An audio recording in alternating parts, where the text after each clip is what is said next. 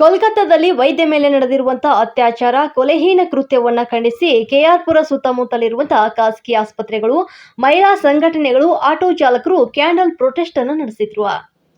ಹೌದು, ಕೆಆರ್ಪುರದಲ್ಲಿ Shri Lakshmi group of ಹಾಸ್ಪಿಟಲ್ನಿಂದ ಪ್ರಾರಂಭವಾದ protest ರಾಷ್ಟ್ರೀಯ ಹೆದ್ದಾರಿ ಮೂಲಕ ಬಿಬಿಎಂಪಿ ಕಚೇರಿವರೆಗೆ ಆಸ್ಪತ್ರೆಗಳ ಮಾಲೀಕರು ಹಾಗೂ 500ಕ್ಕೂ ಹೆಚ್ಚು ವೈದ್ಯಕೀಯ ಸಿಬ್ಬಂದಿ ಮೇಣದ ಬತ್ತಿಯನ್ನು ಹಿಡಿದು ಕಪ್ಪು ಬಟ್ಟೆ ಧರಿಸಿ ಪ್ರತಿಭಟನಾ ಮೆರವಣಿಗೆ ನಡೆಸಿದ್ರು. ಜೀವ ಕಾಪಾಡುವ ವೃತ್ತಿಯಲ್ಲಿದ್ದ ವೈದ್ಯೆಯ ಜೀವನ ಹಾಳು ಮಾಡಿದವರನ್ನ ಯಾವುದೇ ಕಾರಣಕ್ಕೂ ಕೂಡ ಬಿಡಬಾರದು. ಈ ಕೃತ್ಯ ಇಡೀ ದೇಶವೇ ತಲೆ ತಗ್ಗಿಸುವಂತಾಗಿದೆ. ಇವರಿಗೆ ನೀಡುವಂತ ಶಿಕ್ಷೆ ಪ್ರತಿಯೊಬ್ಬ ತಪ್ಪು ಮಾಡುವವರಿಗೂ ಕೂಡ ಪಾಠವಾಗಬೇಕಂತ ಪ್ರತಿಭಟನಾಕಾರರು ಹೇಳಿದ್ರು. ಪ್ರೊಟೆಸ್ಟ್ನಲ್ಲಿ Patil hospital, Balaji hospital, Sathya Sai hospital, Koshys hospital, Sriram hospital ಮತ್ತು ಮಹಿಳಾ ಮತ್ತು ಕನ್ನಡಪರ ಸಂಘಟನೆಗಳು ಭಾಗವಹಿಸಿದ್ರು.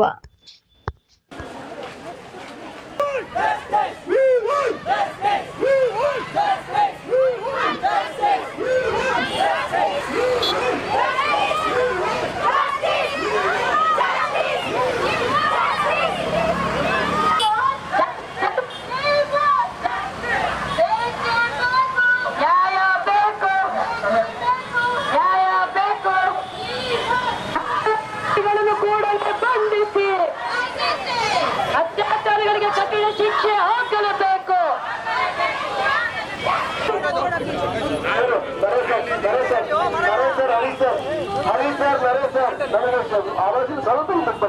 ಸ್ವಲ್ಪ ಹಿಂದಕ್ಕೆ ಬನ್ನಿ Papamma.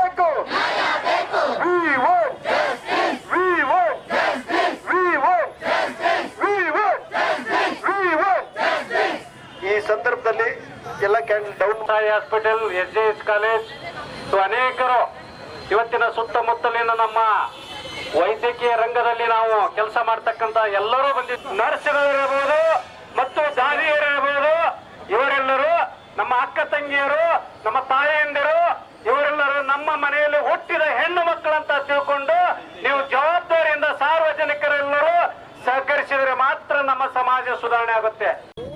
Raghavendra A Suntralli, CEO Shri Lakshmi group of hospital. ಈ ದಿನ ಏನು ಕೆಆರ್ಪುರ ಸುತ್ತಮುತ್ತಲಿನ ಎಲ್ಲ ಪ್ರೈವೇಟ್ ಹಾಸ್ಪಿಟ್ಲು, ಗೌರ್ಮೆಂಟ್ ಆಸ್ಪತ್ರೆ ಮತ್ತು ನಮ್ಮ ಶ್ರೀ ಲಕ್ಷ್ಮಿ ಗ್ರೂಪ್ ಆಫ್ ಆಸ್ಪತ್ರೆ ವತಿಯಿಂದ ನಾವು ಇವತ್ತು ಏನು ಕೋಲ್ಕತ್ತಾದಲ್ಲಿ ವೈದ್ಯ ಮಹಿಳೆ ಮೇಲೆ ಹೀನ ಕೃತ್ಯ ಮಾಡಿ ಏನು ಮರ್ಡರ್ ಮಾಡಲಾಗಿದೆ, ಈ ಒಂದು ಹೀನ ಕೃತ್ಯವನ್ನು ಖಂಡಿಸಿ ಇವತ್ತು ಕೆಆರ್ಪುರ ಸುತ್ತಮುತ್ತಲಿನ ಎಲ್ಲ ಪಾಟೀಲ್ ಹಾಸ್ಪಿಟ್ಲ್ ಇರ್ಬೋದು, ಬಾಲಾಜಿ ನರ್ಸಿಂಗ್ ಹೋಮ್ ಇರ್ಬೋದು, ಸತ್ಯಸಾಯಿ ಹಾಸ್ಪಿಟ್ಲ್ ಇರ್ಬೋದು, ಶ್ರೀರಾಮ್ ಹಾಸ್ಪಿಟ್ಲ್ ಇರ್ಬೋದು, ಶ್ರೀ ಲಕ್ಷ್ಮಿ ಹಾಸ್ಪಿಟ್ಲ್ಗಳಿರ್ಬೋದು, ಅದೇ ರೀತಿ ಎಲ್ಲ ಆಸ್ಪತ್ರೆಯ ಏನು ವೈದ್ಯರು, ಮುಖ್ಯಸ್ಥರು ಹಾಗೂ ಎಲ್ಲ ಸಿಬ್ಬಂದಿ ವರ್ಗ ಸೇರಿ ಸುಮಾರು 500ಕ್ಕೂ ಹೆಚ್ಚು ಜನ ಸೇರಿ ಇವತ್ತು ಕೆಆರ್ಪುರ ನಮ್ಮ ಸರ್ಕಲಲ್ಲಿ ಇವತ್ತು ಕ್ಯಾಂಡ್ಲನ್ನು ಹಚ್ಚುವುದರ ಮುಖಾಂತರ ನಮ್ಮ ಮೌನ ಪ್ರತಿಭಟನೆಯನ್ನು ಹಲವಾರು ಪೋಸ್ಟರ್ ಮುಖಾಂತರವಾಗಿ ನಾವು ಇವತ್ತು ಬಿತ್ತರಿಸೋದನ್ನು ನೀವು ನೋಡಿದಿರಿ. ಈ ಸಂದರ್ಭದಲ್ಲಿ ಕೇಂದ್ರ ಸರ್ಕಾರಕ್ಕೆ ಮತ್ತು ರಾಜ್ಯ ಸರ್ಕಾರದ ಮುಖಾಂತರ ನಾನು ಮನವಿ ಮಾಡೋದೇನಂತ ಹೇಳಿದ್ರೆ, ಇವತ್ತು ಮೆಡಿಕಲ್ ಸ್ಟಾಫ್ ಮೇಲೆ ನಿರಂತರವಾಗಿ ತೊಂದರೆಗಳು ಮಾಡ್ಕೊಂಡು ಬಂದಿದ್ದಾರೆ ಸಾರ್ವಜನಿಕರು ಕೂಡ ಈ ಸಂದರ್ಭದಲ್ಲಿ ನಮಗೆ ಯಾವ ರೀತಿಯಲ್ಲಿ ಅವರು ನಮ್ಮನ್ನು ನಡೆಸ್ಕೊಳ್ತಾರೆ ಅನ್ನೋದನ್ನು ಈ ಸಂದರ್ಭದಲ್ಲಿ ನೋಡಬೇಕಾಗಿದೆ.